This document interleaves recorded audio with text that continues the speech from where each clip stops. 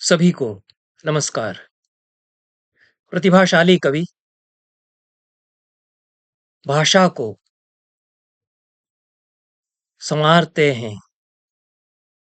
नई अर्थवत्ता प्रदान करते हैं। वे शब्दों को चमका देते हैं। पुरानी शब्दावली को वे पुनः परिभाषित भी करते हैं। कालिदास एक ऐसे महाकवि हैं जिन्होंने संस्कृत भाषा को, भारतीय भाषाओं को नई शब्दावली भी दी है। पुराने शब्दों को नई चमक भी उन्होंने प्रदान की है। नई अर्थवत्ता से उन्हें मंडित किया है। कई शब्द कालिदास ने ऐसे प्रयुक्त किए हैं जो कि प्राचीन कोश ग्रंथों में प्राप्त नहीं होते। कालिदास का कोश शास्त्र को योगदान, इस पर मैंने पृथक से चर्चा की है। पर दो शब्द विशेष रूप से वहां विमर्श में नहीं आ सके और पृथक से उन पर चर्चा अपेक्षित है, क्योंकि कालिदास उन्हें अपनी कविता में पुनः परिभाषित करते हैं। शब्द पुराने हो सकते हैं पर उनमें नया अर्थ महाकवि कालिदास भरते हैं। सुभग और सौभाग्य, ये ऐसे ही शब्द हैं। दोनों में उपसर्ग और धातु तो एक ही है और एक दूसरे से जुड़े हुए शब्द हैं। कालिदास ने इनका प्रयोग किया है, नई अर्थविच्छित्ति के साथ प्रयोग किया है, क्योंकि कालिदास स्वयं संस्कृत कविता के सौभाग्य हैं। वे स्वयं सुभग हैं। सुभग का जो अर्थ कालिदास में निकलता है, एक ऐसा पुरुष, ऐसा व्यक्ति जिसे सब चाहते हैं, चहेता जो हो जाता है। स्त्रियों का विशेष रूप से चहेता होता है, तो सुभग उसको कालिदास कहते ही हैं। स्त्रीलिंग में भी उसका प्रयोग बनता है, सुभगा।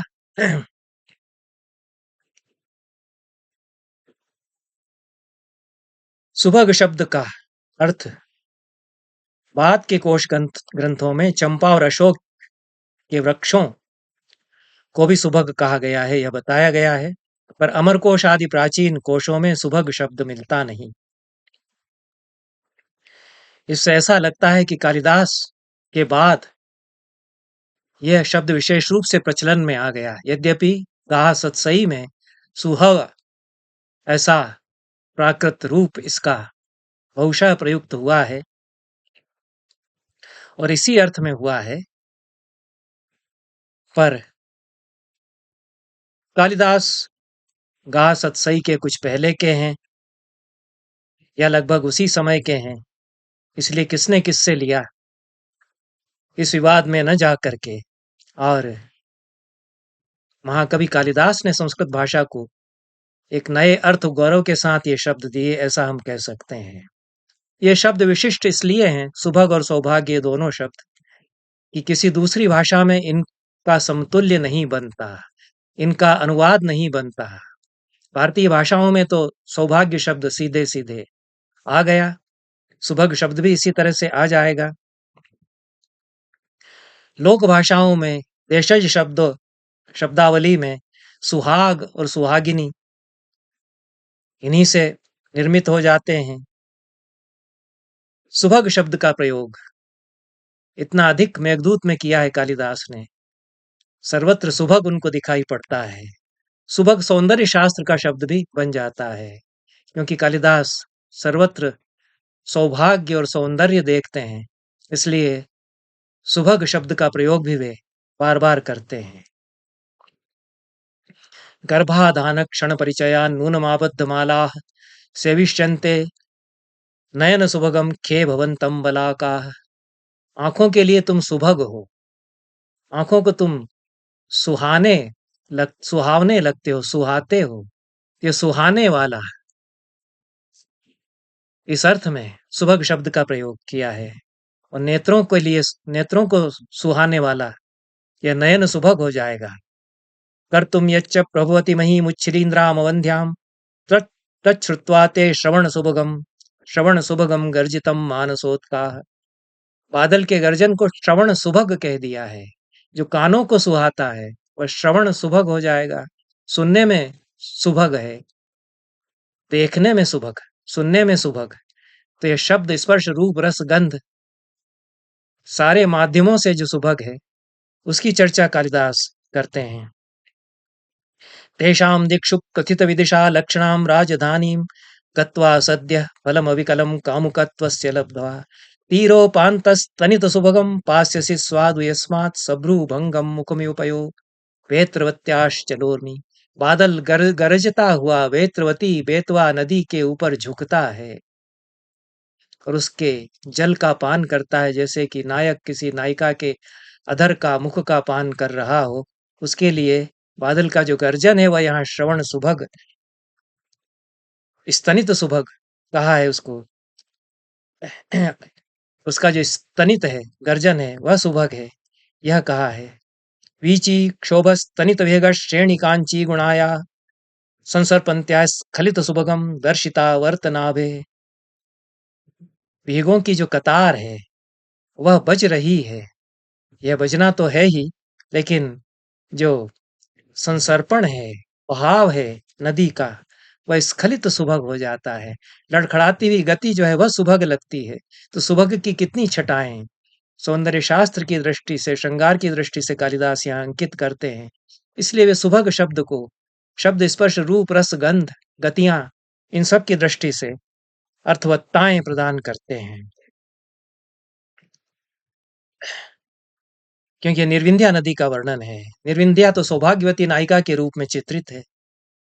और सौभाग्यम ते सुभग विरहावस्थया व्यंजयंती, यह तो कहा ही है। फिर गंभीराया पयसि सरितश्चेतसीव प्रसन्ने छायात्मापि प्रकृति सुभगो लप्स्यते ते प्रवेशम। गंभीरा नदी, गंभीर नदी उज्जैन के पास तुम्हें जो मिलेगी, उसके निर्मल मन की तरह निर्मल जल में तुम्हारी छाया, प्रकृति सुभग, तुम्हारी छाया रूपी आत्मा संक्रांत हो जाएगी, प्रवेश पा जाएगी। तो जो रूप है उसको प्रकृति सुभग कहा है। तो रूप प्रकृति सुभग हो जाता है। तस्मादस्याः कुमुद विशदान्य रहसि त्वं न धैर्यान् मोघी कर्तुम चटुल शफरोद्वर्तन प्रेक्षितानि। यह सौभाग्य है मेघ का कि चटुल शफरों की तरह प्रेक्षित, जो चंचल मछलियों की तरह जो कटाक्ष हैं उसके, वे विफल न हो जाएं। प्रकृत्या सुभगः प्रकृति सुभगः, इस पर मैंने पिछले वक्तव्यों में चर्चा की है कि यहाँ जो प्रकृति सुभग है और प्रकृति सुभग सुभग मेघ की छाया संक्रांत होना नदी में, यह प्रकृति सुभग जो है वह सांख्य सम्मत प्रकृति के कारण सुभग, उस प्रकृति से सम्वलित जो सुभग है पुरुष है, ऐसा अर्थ भी ग्राह्य है। और परमात्मा का बिंब यहाँ है, ऐसा अर्थ भी ग्राह्य है। ऐसा पूर्ण सरस्वती कहते हैं। प्रकृति सुभग से आशय प्रकृति पुरुष परम तत्व जो परमात्मा है उससे आशय हो जाता है। इस अर्थ में एक अध्यात्म तत्व भी सुभग शब्द के साथ प्रकृति सुभग कहने से आ जाता है। यह अर्थ विच्छित्ति, यह अर्थ वत्ता नई कालिदास देते हैं सुभग शब्द को।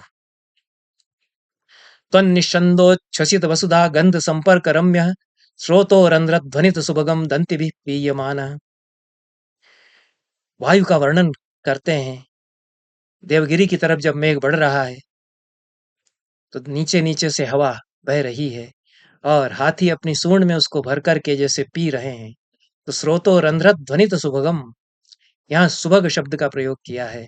जो सूंड से आवाज होती है वह सुभग ध्वनि है, ध्वनित सुभग है वह, ऐसा है।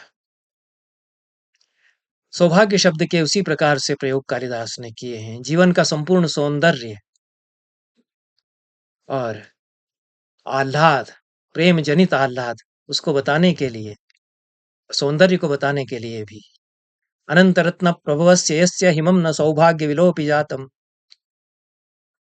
कुमार संभव में हिमालय के वर्णन में कहा है कि अनंत रत्नों की खान वह हिमालय है, तो हिम से उसके सौभाग्य का लोप नहीं हो सकता है। आगे परिभाषित ही करते हैं सौभाग्य को और प्रेम को, सौभाग्य और प्रेम के अटूट संबंध को।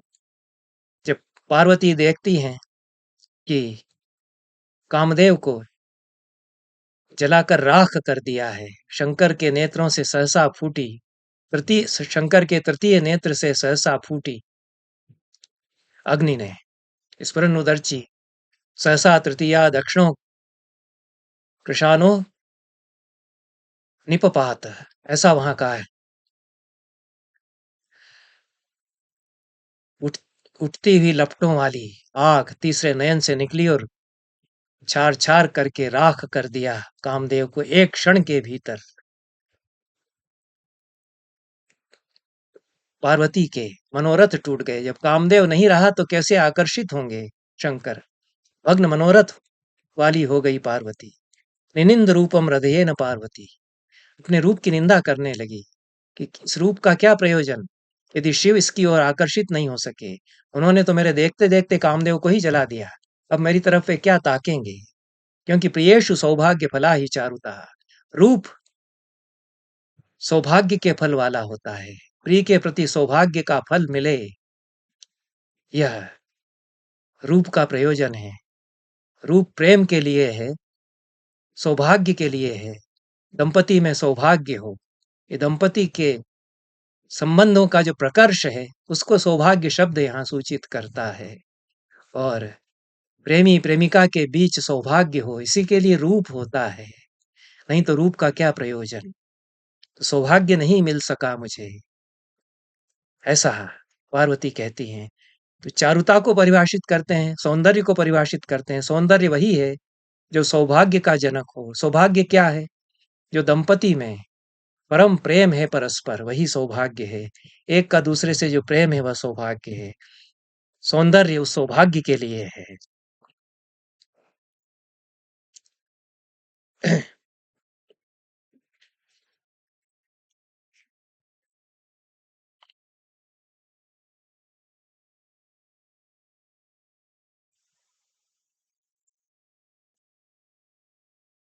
कुमार संभव में शिव पार्वती संवाद बहुत सुंदर है।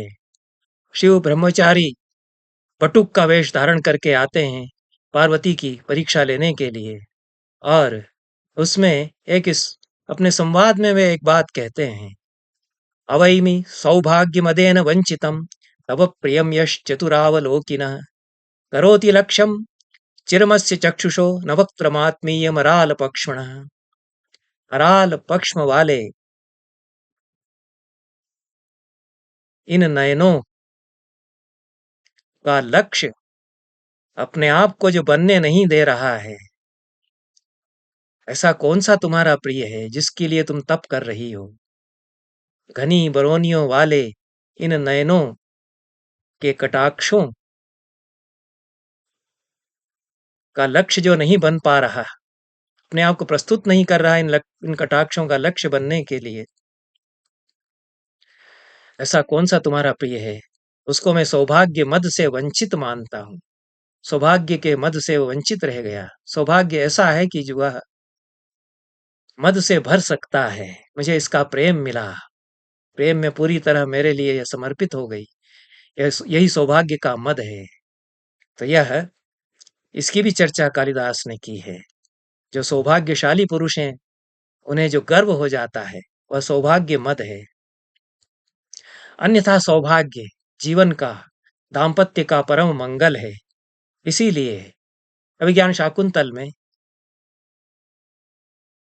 प्रियंवदा और अनसूया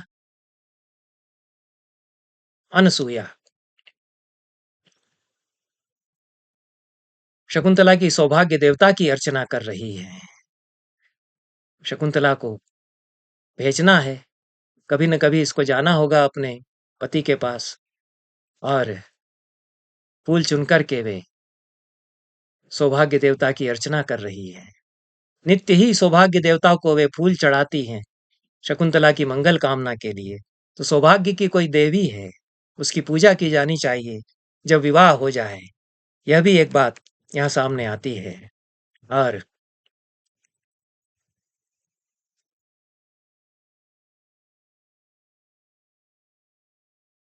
प्रेम होना जीवन में जीवन का सौभाग्य है, यह तो कालिदास बताते ही हैं। विरहिणी नायिका विरह में क्रश हो गई है, यह पुरुष के लिए सौभाग्य है।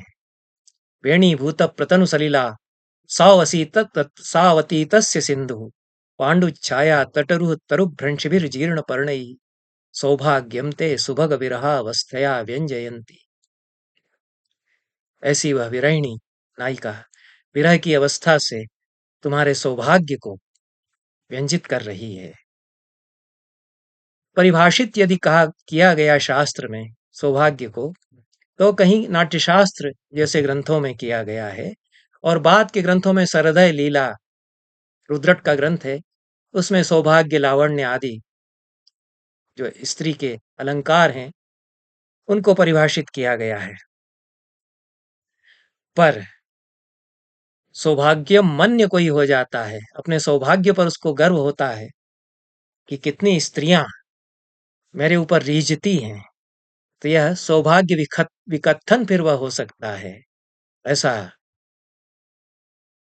एक नायक भरतमुनि नाट्यशास्त्र में 22वें अध्याय में जो विभिन्न नायक उन्होंने बताए हैं उसमें वर्णन करते हैं। तो सरस व्रण चिन्मया स्त्री सौभाग्य विकथन, स्त्री का सौभाग्य मुझे मिला, स्त्री का प्रेम मुझे मिला, यह मेरा सौभाग्य है। उसके लिए डींग हाँकने वाला विकथन या डींग हाँकने वाला वह नायक है। ऐसा नायक ही विकथन वहां कहा गया है। और सौभाग्य का वर्णन स्त्री के गुणों के रूप में भी भरत मुनि ने किया ही है। रूप गुणोदार्य सौभाग्य, रूप गुणोदार्य धैर्य सौभाग्यशील संपन्ना वैशल मधुर स्निग्धा अनुनादि कलचित्र कंठाच। ऐसा नर्तकी के गुणों को वर्णन करते हुए सौभाग्य संपन्न वह हुआ करती है, ऐसा वर्णन करते हैं।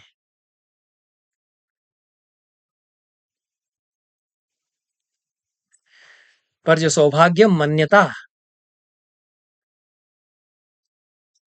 का भाव पुरुष में होता है उसको कालिदास बहुत अच्छा नहीं मानते हैं।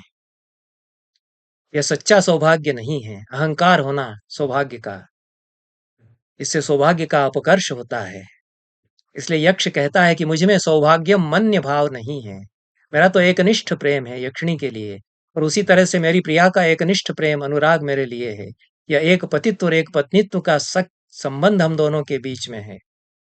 तो इसलिए कहते हैं, यक्ष के मुंह से कहलवाते हैं मेघ के लिए, कहता है यक्ष, जाने सख्यास्तव मयि मनः समृत स्नेहमस्मादित्थं भूताम प्रथम विरहे तामहं तर्कयामि वाचालं मां न खलु सुभगम मन्य भावः करोति।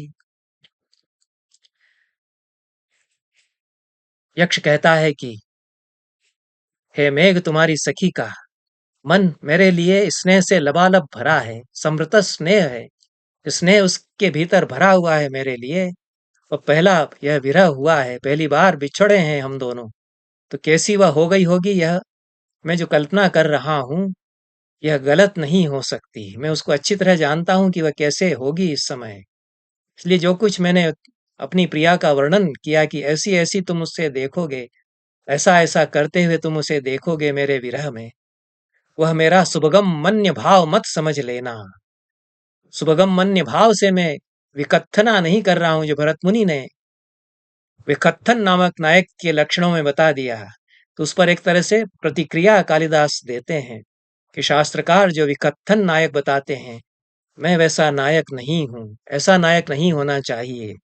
यह सुभगम मन्य भाव, अपने आप को सुभग मान करके डींग हाँकने जैसा भाव, यह मुझ में नहीं है। क्योंकि तुम तो देखोगे ही जाकर के कि जैसा मैं बता रहा हूं वैसी वैसी ही तुम उसको देखोगे। सुभगम मन्य भावः आत्मनः सौभाग्यशालित्वस्य अभिमानः, अपने आप को सौभाग्य मानने का अभिमान यह मुझ में नहीं है, ऐसा कहता है। सुभगम मन्य भाव यह शब्द कालिदास ने बनाया। सुभग शब्द भी उन्होंने संस्कृत भाषा को एक नई अर्थ विच्छित्ति के साथ दिया, सौभाग्य शब्द भी उन्होंने दिया है। और बाद के कोशों में भग शब्द की निरुक्ति फिर जिस प्रकार से की गई है, वह भी कोश शास्त्र पर कालिदास का प्रभाव है। भग को महात्म्यवाचक मान करके उसकी निरुक्ति की जाती है, और इस प्रकार से कालिदास ने सुभग और सौभाग्य इन दोनों शब्दों को सौपज्ञ अर्थवत्ता प्रदान की है।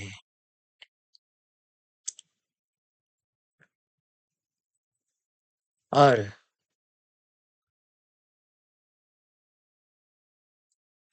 कभी कभी टीकाकार व्याख्या में कहते हैं कि किस प्रकार से सौभाग्य व्यंजित हो जाता है। सौभाग्य शब्द का प्रयोग भले ही कालिदास न भी करें, तो यक्ष अपने संदेश में यक्षिणी के लिए चंडी शब्द का प्रयोग करता है। चंडी इस संबोधन का प्रयोग करता है कि मैं तुम्हें खोजता हूं, श्यामा लताओं में तुम्हारे अंग को चकित, चौंक गई हरिणियों में तुम्हारी कटाक्षों को, और तुम्हारी मुख की कांति को चंद्रमा में, और तुम्हारी केशों को मयूर पिच्छों में, और नदियों की लहरों में तुम्हारे भ्रू विलासों को, पर किसी एक स्थान पर तुम समूची मुझे नहीं दिखाई देती है चंडी। ऐसा संबोधन यहाँ किया है। पूर्ण सरस्वती, भरत मल्लिक अंतिम चरण में जो चंडी कह दिया है, हंतई कस्मिन क्वचिदपि न ते चंडी सादृश्यमस्ति, हे चंडी किसी एक में तुम्हारी पूरी समूची समानता नहीं दिखाई पड़ती। तो भरत मल्लिक यहाँ कोश ग्रंथ को उद्धृत करते हैं, चंडी स्यात् कोपना योषित सौभाग्यशालिनी। रिसाने वाली, क्रोध करने वाली जो महिला है उसको चंडी कहा जाता है, पर वो सौभाग्यशालिनी होती है, प्रेम में रूठती है, और नायक उसको मनाता है। यह भी सौभाग्य है कि महिला का सौभाग्य है, पुरुष का सौभाग्य है कि स्त्रियों का प्रेम उसे प्राप्त है, और अनन्य निष्ठ प्रेम प्राप्त है, तब तो परम सौभाग्य ही है। उसको भवभूति ने भद्रम प्रेम सुमानुषस्य कथमप्येकम ही तत्प्राप्यते यह कहा है। वह परम मंगल है जीवन का, किसी तरह वह मिलता है, वह तो परम सौभाग्य है, सुमानुष वह है। भवभूति वहां परिभाषित करते हैं, कालिदास यहाँ परिभाषित करते हैं सौभाग्य को, और टीकाकार परिभाषा देते हैं कि फिर कोश ग्रंथों में यह आ गया कि चंडी संबोधन प्रेम से यदि करेगा, रिझाने मनाने के लिए, रूठी हुई नायिका को मनाने के लिए, तो वह सौभाग्यशालिनी नायिका है। और यहाँ उद्धरण टीकाकार रघुवंश से भी देते हैं, करेण वातायन लंबितेन स्पृष्टस्त्वया चंडी कुतूहलिन्या। राम सीता को चंडी कहते हैं। सीता चुप हैं, बोल नहीं रही हैं, पर कौतुक से पुष्पक विमान से बाहर हाथ करके बादलों को छू देती हैं। तो राम उनको चंडी यहाँ कहते हैं। टीकाकार कहते हैं कि यह भी सौभाग्य का सूचक है। यह संबोधन यहाँ पर उदाहरण देते हैं, एतन मुनेर मानिनी शातकर्णी का आश्रम बताते हुए राम सीता को मानिनी यह संबोधन देते हैं। यह भी सौभाग्य का सूचक है। मनाने के लिए दिखा रहे हैं सीता को, सीता चुप चूंकि है। यहाँ पर कालिदास ने बहुत कुछ कह दिया सीता की चुप्पी में, अपनी स्वयं की चुप्पी में क्या नहीं कह दिया। एक शब्द नहीं बोली सीता, पुष्पों की मान में बैठी है। राम बोलते चले जा रहे हैं, सुंदर सुंदर दृश्य दिखा रहे हैं। देख रही हैं सीता या नहीं देख रही हैं, वो तो कभी कौतुक से बाहर हाथ निकाल कर बादलों को छू देती है। राम उनको चंडी कहते हैं, मानिनी कहते हैं। ये सब रिझाने, रूठी नायिका को मनाने के लिए संबोधन है, और यह भी सौभाग्य के प्रकाशक हैं। इन शब्दों के साथ कालिदास के सौभाग्य पर, कालिदास के द्वारा प्रयुक्त सुभग और सौभाग्य शब्दों पर, और यह संस्कृत कविता का सौभाग्य है जिस प्रकार से कालिदास इन शब्दों का निर्वचन करते हैं, इस पर चर्चा करके यह विमर्श यहाँ समाप्त करते हैं। धन्यवाद।